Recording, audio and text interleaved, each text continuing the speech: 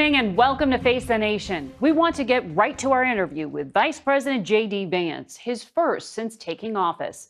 You campaigned on lowering prices for consumers. We've seen all of these executive orders. Which one lowers prices?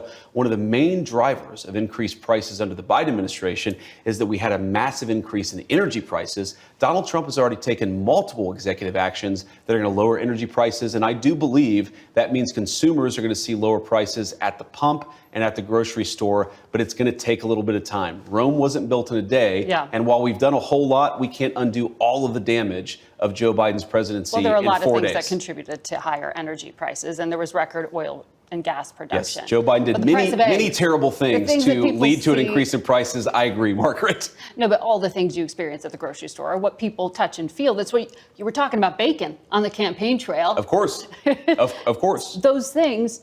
When do consumers actually get to touch and feel a difference in their lives? Well, Margaret, how does bacon get to the grocery store? It comes on trucks that are fueled by diesel fuel. If the diesel's way too expensive, the bacon's going to become more expensive. How do we grow the bacon? Our farmers need energy to produce it. So if we lower energy prices, we are going to see lower prices for consumers, and that is what we're trying to fight for. Let me ask you about another area that you campaigned on quite a lot, and there was a flurry of activity on, and that has to do with immigration. Sure. The U.S. Conference of Catholic Bishops this week condemned some of the executive orders signed by President Trump, specifically those allowing immigration and customs enforcement to enter churches and to enter schools. If you had a violent murder in a school, of course I want law enforcement to go and get that person out. Of course. So what's the point of the question? You changed the regulation this week. That's the point of the question. Exactly. Giving the authority to go into churches and go into schools. We empowered law enforcement to enforce the law everywhere to protect Americans. Effect, a chilling effect, arguably, to people to not send their kids to school. I desperately hope it has a chilling effect on illegal immigrants coming into our country. You think the U.S. Conference of Catholic Bishops are actively hiding criminals? I think the U.S. Conference of Catholic Bishops has frankly not been a good partner in common sense immigration enforcement that the American people voted for. And I hope, again, as a devout Catholic, that they'll do better. Right. Well, this is a country founded by immigrants. Well, this is a country founded by... This is a unique country. This is a very unique country, and it was founded by some immigrants and some settlers. But just because we were founded by immigrants doesn't mean that 240 years later that we have to have the dumbest immigration policy in the world. No country says that temporary visitors, their children, will be given complete access to the benefits and blessings of American citizenship. America should actually look out for the interests of our citizens first. And that means, again, if you're here permanently and lawfully, your kid becomes an American citizen. If you're not here permanently, if you're not subject to the jurisdiction of the United States and don't plan to be, why would we make those people's children American citizens permanently? Well, Margaret, I don't agree that all these immigrants or all these refugees have been properly vetted. In fact, we know that there are cases of people who allegedly were properly vetted and then were literally planning terrorist attacks on our country. That happened during the campaign, if you may remember. So clearly not all of these foreign nationals have been properly vetted. But there are 30,000 people in the pipeline, Afghan refugees. But my primary concern as the vice president, Margaret, is to look after the American people. And now that we know that we have vetting problems with a lot of these refugee programs, we absolutely cannot unleash thousands of unvetted people into our country. It's not good. These people are vetted. Just like the guy who planned a terrorist attack in Oklahoma a few months ago, he was allegedly properly vetted. And many people in the media and the Democratic Party said that he was properly vetted. Clearly he wasn't. I don't want my children to share a neighborhood with people who are not properly vetted. And because I don't want it for my kids, I'm not going to force any other American citizens' kids to do that either. No, and that was a very particular case. It wasn't clear if he was radicalized when he got here or while he was living here. I don't really care, Margaret. I don't want that person in my country, and I think most Americans agree with me. 2 weeks ago, you were on Fox News and you said, if you protested peacefully on January 6th and had Merrick Garland's Department of Justice treat you like a gang member, you should be pardoned. If you committed violence on that day, obviously you shouldn't be pardoned. Did you counsel the president against these blanket pardons for 1,500 people? Well, Margaret, I noticed including those who committed violence. Margaret, I noticed that you cut off the thing that I said immediately after that. The full quote is that, of course, there are gray areas. And here's the nature of the gray area. Merrick Garland's Department of Justice denied constitutional protections in the prosecutions. There were double standards in how sentences were applied to the J6 protesters versus other groups. What the president said consistently on the campaign is that he was going to look at a case-by-case basis, and that's exactly what we did. We looked at 1,600 cases, and the thing that came out of it, Margaret, is that there was a massive denial of due process of liberty, and a lot of people were denied their constitutional rights. The president believes that. I believe that, and I think he made the right decision. Violence like that against a police officer ever justified? Violence against a police officer is not justified, but that doesn't mean that you should have Merrick Garland's weaponized Department of Justice expose you to incredibly unfair process, to denial of constitutional rights, and frankly, to a double standard that was not applied to many people, including, of course, the Black Lives Matter rioters who killed over 24 people and never had the weight of a weaponized Department of Justice come against them. The pardon power is not just for people who are angels or people who are perfect. And of course, we love our law enforcement and want people to be peaceful with everybody, but especially with our good cops. That's a separate issue from what Merrick Garland's Department of Justice did. We rectified a wrong, and I stand by it. Moments ago, President Donald Trump says he has issued his first tariff on Colombia after 2 U.S. deportation flights of undocumented migrants were not allowed to land in Colombia.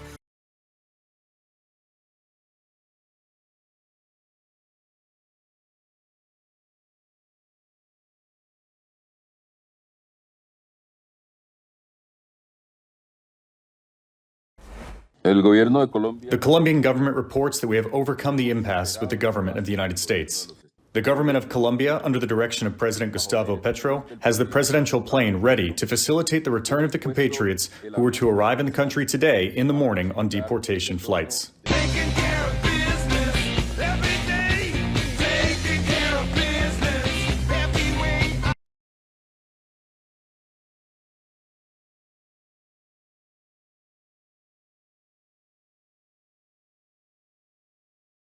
Meanwhile, Brazil is slamming the U.S. treatment of repatriated migrants, calling it degrading. I didn't ask. And in a sign of shifting priorities with the new Trump administration, this man, who was in the same apartment as the target, was also arrested after ICE determined he's also in the U.S. illegally. This is what ICE calls collateral. So you guys got your main target just now, but you got somebody else. What just happened? So our main target was released by a sanctuary jurisdiction, not honoring a detainer. That person was released back into the community, and when we went to go find him, he's with somebody else who was previously removed from the United States. So he's going to go today too. Where are you from? Where I was born or where I'm from? Where are you born? Thailand. You've been deported before from the United States? No. Never been deported? I've been in the system before. Yeah? Yeah. What have you been charged with? Charged where? Before? I'm not going to say that. I'm not talking about lawyer. Yeah. Are you a citizen? My mom's a citizen. Your mother's a citizen? Yes. But you're not? Nope. You look like Dr. Phil. Yeah? How do you know me? No, I seen Dr. Phil, you know, on TV. Yeah.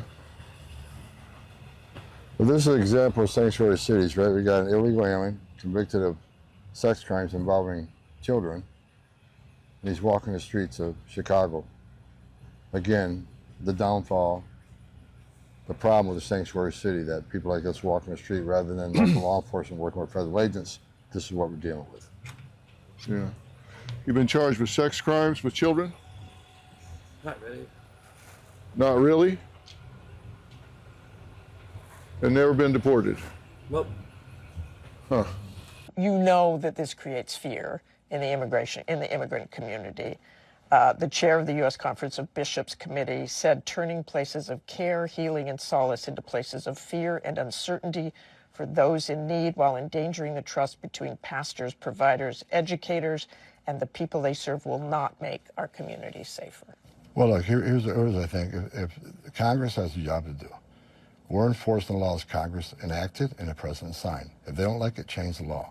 I find it hard to believe any member of Congress is telling us not to enforce the law that they enacted and they fund us to do. But opening up to anyone who's in the country illegally and going into schools and grabbing them, does that, kids, adults? The message needs to be clear. There's consequences for entering the country illegally. If we don't show there's consequences, you're never going to fix the border problem. We're broadcasting out of El Paso, Texas, guys. Breaking news. I want to let you guys know that the El Paso sector has now begun building the U.S. southern border wall.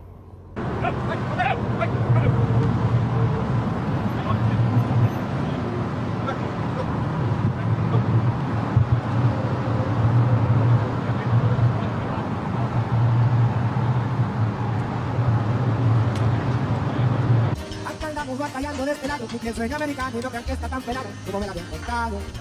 Voy de la casa al trabajo. Santa madre, ¿vamos qué pedo? Y escucha eso.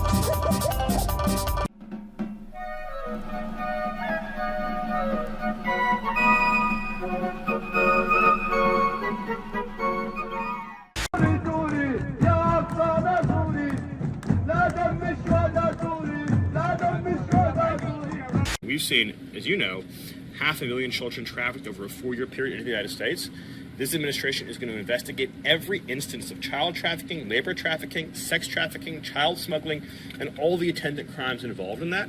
And our message to everyone in the country is to cooperate fully with Immigration and Customs Enforcement so that we can end the scourge of child trafficking and child abuse that has been endemic these last 4 years.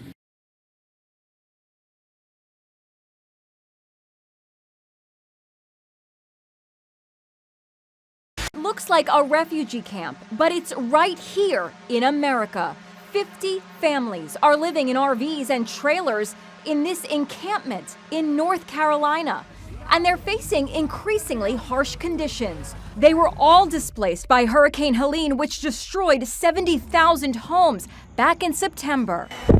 Now winter storms and sub-freezing temperatures gripping the South are making life intolerable for them and so many others who have already lost everything and feel abandoned. Families are living like refugees, dependent on donations of food, water, and propane gas. In this deep freeze, 4 months after the hurricane hit, would you ever think that something like this could happen in this country? Some days you wake up and you're freezing. We're not getting the help that we should be getting. She is hoping that will change following President Trump and First Lady Melania's visit to the storm-ravaged state. Right now, Verona is taking the symbolic step of flying the Progress Pride flag for the entire year. It's partly a protest of the Trump administration. But hopefully we'll be in a coalition with a bunch of other cities, counties, and the state pushing back on discriminatory policies if we have to. Are those conversations underway at all? Maybe. Well, if it isn't the leader of the Wiener Patrol.